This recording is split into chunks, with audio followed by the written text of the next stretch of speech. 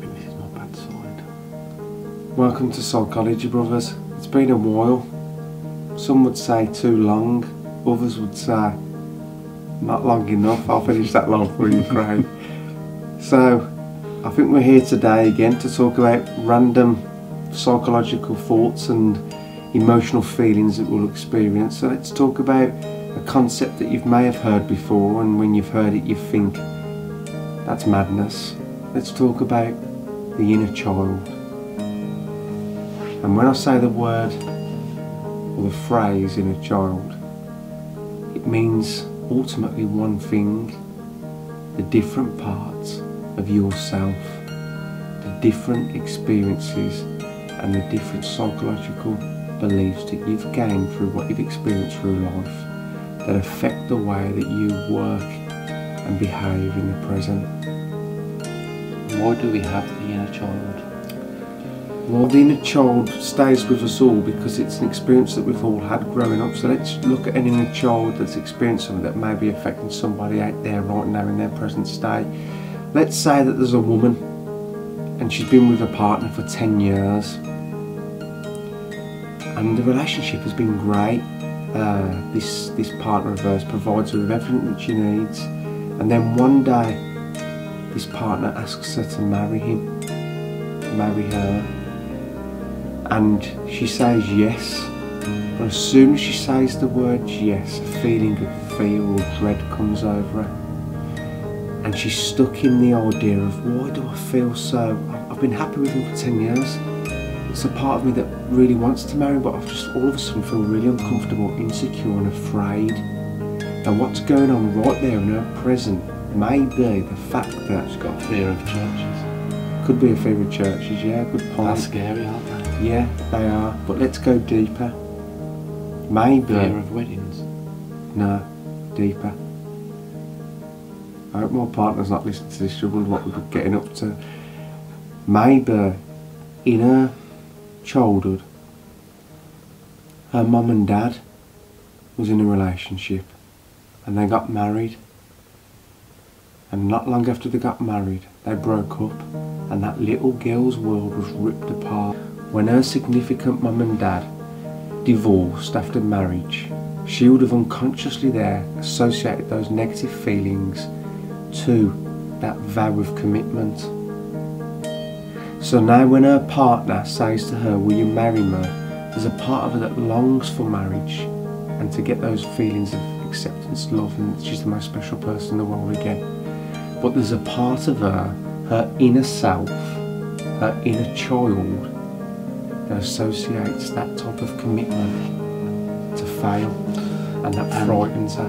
There's a beautiful thing in that as well, isn't there? You can see how you can't really, when she's running away from the altar, really be mad at that person, because it comes from such a strong feeling that's just beautiful and powerful.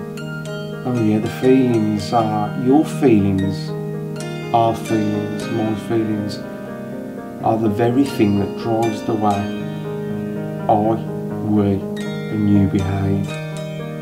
When you get feelings, they make you act in a way that sometimes causes you a lot of distress. Oh yeah, imagine the distress that this woman's in. Her partner's asked her to marry, and there's a part of her that would love that, yet there's another part of her that's petrified by it. Imagine the distress, but the power of those feelings that she experienced by something terrible happening to her when she was a young child, and now she acts distant from a partner. The relationship was fine for 10 years, now she's become distant, snappy maybe, and all he takes from that is that he's done something wrong and that maybe he's not in the right relationship, but all it is just a young girl living inside a woman's body that's got stuck in a certain way of seeing the world based upon how she experienced those times in her life. Take the man as well. The man, throw the man into the mix of well, I believe in marriage so much that she has to marry me. We can't just live together for 30 years and she never marries me. That's stupid. And those morals coming through so strong could make him push away, or he could see, well, I'd rather stay with her without getting married. Just everything's just all going from feelings to thoughts, and no one really speaking to each other saying, this is what's really going on. So what we want to do is highlight and question you guys. Look at your life, look at your feelings and how they affect the way you behave in relationships. Is there anything there that you can associate to something that you've learned from experience earlier in your life?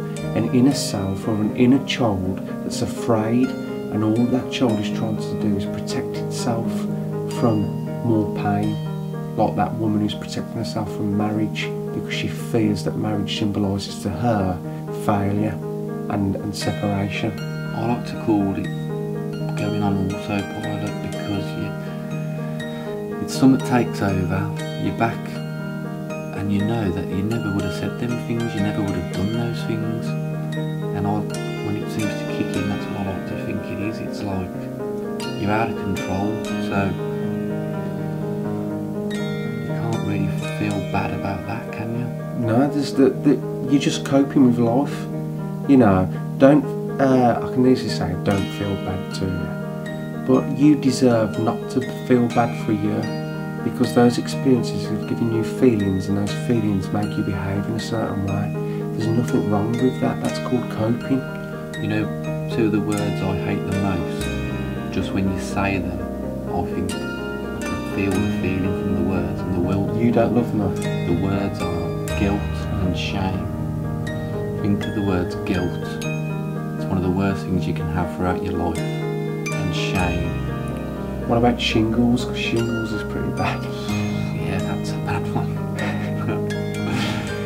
So what we want to say to you is, so just spend some time now with yourself and look at your feelings and your behaviours, and see if there's anything in your past where there may be a small connection. And ultimately there's a part of you, like the part of that woman that wants to get married and be happy. In the same way there's a part of you that wants to be happy. Is there anything in your life, anything from your past, any part of you that's afraid, worried, and is trying to protect you from hurt, that's keeping you stuck in a certain place in your life? Maybe that woman who is afraid of getting married, maybe she was engaged before to get married, and that man cheated on her, so she associates that level of commitment from engagement as the thing that frightens her. There's always a reason why people are afraid. People don't, in those moments when we look at them, act irrationally. They act perfectly rationally based upon what they've experienced, and it all comes from what they're unconscious of that keeps them stuck. So spend some time there and explore yourself a little bit, because out of that exploration comes the fruition of realising more about yourself and choosing a new path in life where you can say, okay, yes, my feelings are trying to protect me, but you know what, I'm going to focus on that one tiny little feeling in me that wants my happiness at the expense of whether it hurts me or not, because I survived. In the same way that woman was getting married whose mum and dad divorced and that marriage failed, she survived that experience.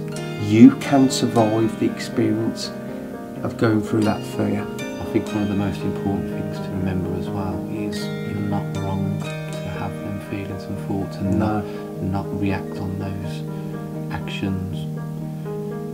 A lot of people always, you know, beat themselves up.